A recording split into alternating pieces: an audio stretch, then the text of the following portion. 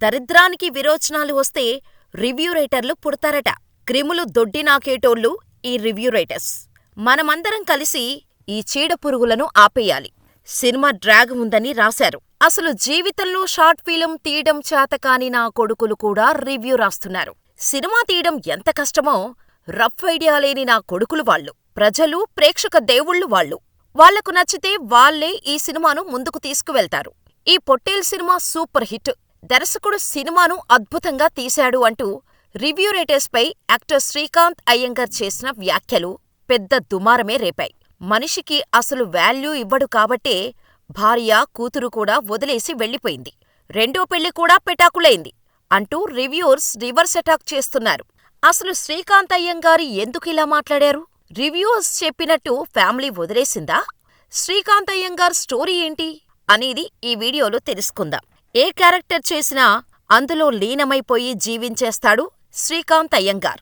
Doctor కాబోయి actor అయ్యానని చాలామంది నటీనటులు చెబుతుంటే వినే ఉంటారు.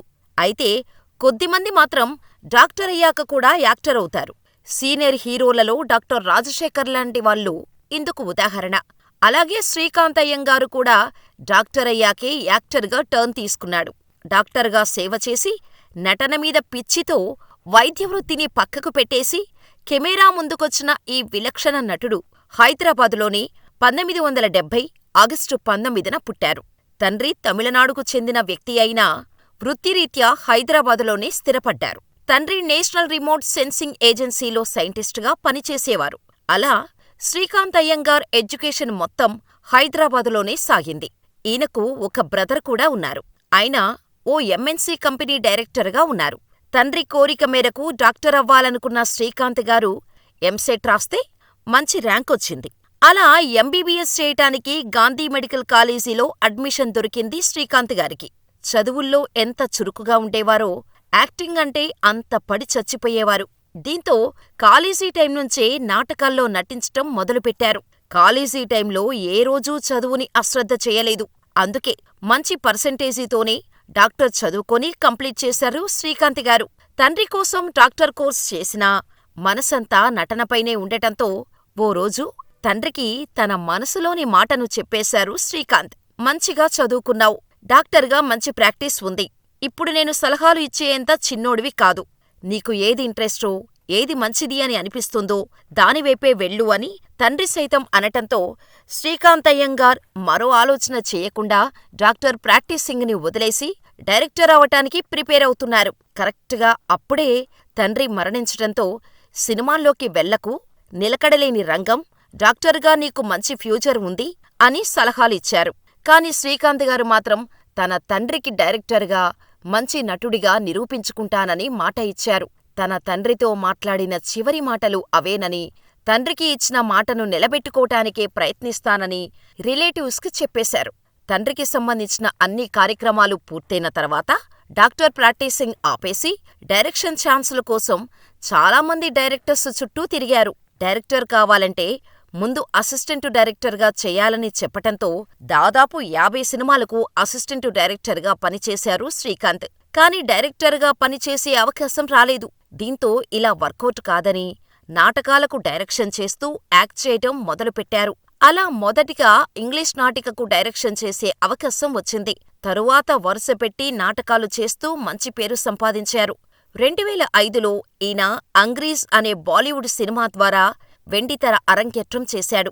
ఆ తర్వాత సుమారుగా 8 ఏళ్లు మళ్లీ ఇండస్ట్రీ వైపు చూడలేదు. కాని నాటకాలు మాత్రం ఆపలేదు. ఈ క్రమంలోనే శ్రీకాంత్ అయ్యంగారి నటనను చూసిన డైరెక్టర్ నీలకంఠం గారు 2013లో మొదటిసారిగా టాలీవుడ్ సినిమాలో ఛాన్స్ ఇచ్చారు. అలా వరుణ్ సందేశ్ మూవీ అయిన చమక్ చల్లో మూవీలో మొదటిసారిగా కనిపించారు శ్రీకాంత్ అయ్యంగారు. ఈ సినిమా పెద్దగా ఆడకపోయినా శ్రీకాంత్ అయ్యంగారికి నెమ్మదిగా ఛాన్సులు రావటం మొదలయ్యాయి. అయితే ఈయనకు బ్రేక్ ఇచ్చిన మూవీ అంటే కిల్లింగ్ వీరప్పన్ మూవీ అనే చెప్పాలి.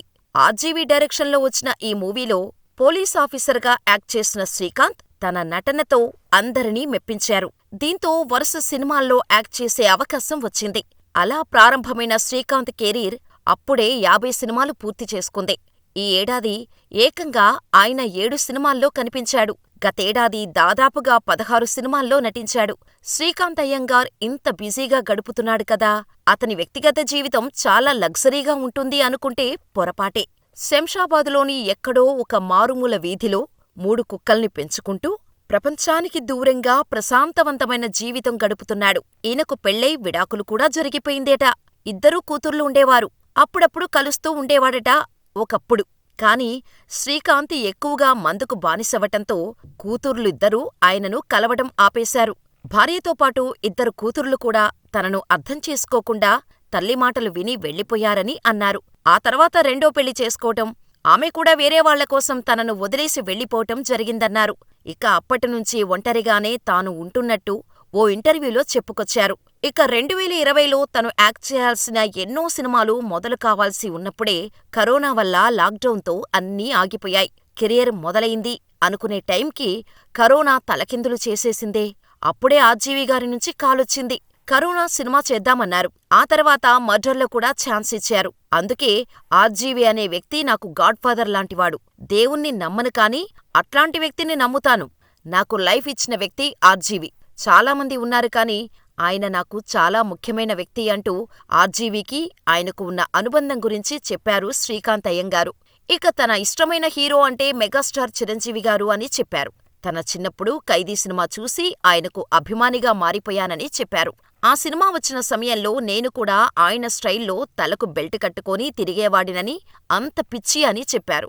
అది జరిగిన 37 ఏళ్లకు నేను నిజంగా చిరంజీవిని కలిశానని, ఎప్పటికీ మర్చిపోలేనని చెప్పుకొచ్చారు శ్రీకాంత్. ఎవరితో కలిసి నటించాలి అని ఉంది అడగగా, ఒక్కసారి చిరంజీవి గారితో నటిస్తే చాలు అని చెప్పారు.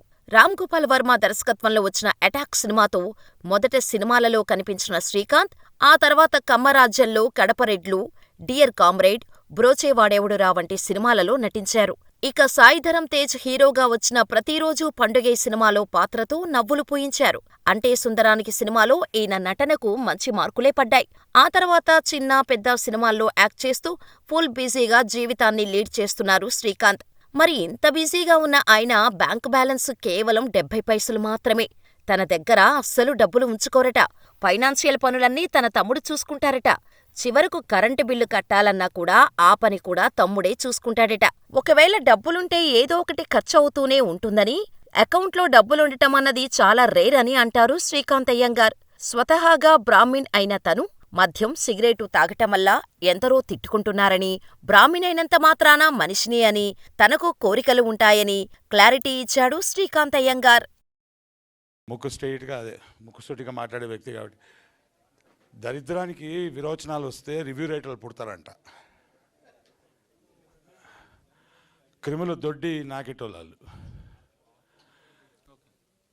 ఆపేయాలండి. మనం అందరం కలిసి we should stop these bloody parasites.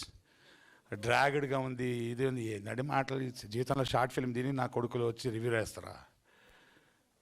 Cinema తీయడం ఎంత కష్టమో రఫ్ ఐడియా కూడా లేని నా కొడుకులాలు. అందుకే ప్రజలు ఉన్నారు, ప్రేక్షక దేవుళ్ళు అంటారు, తీసుకెళ్తారు ముందుకు సినిమాని. మీ రివ్యూలో ఇంత ఒక్కరు రివ్యూలు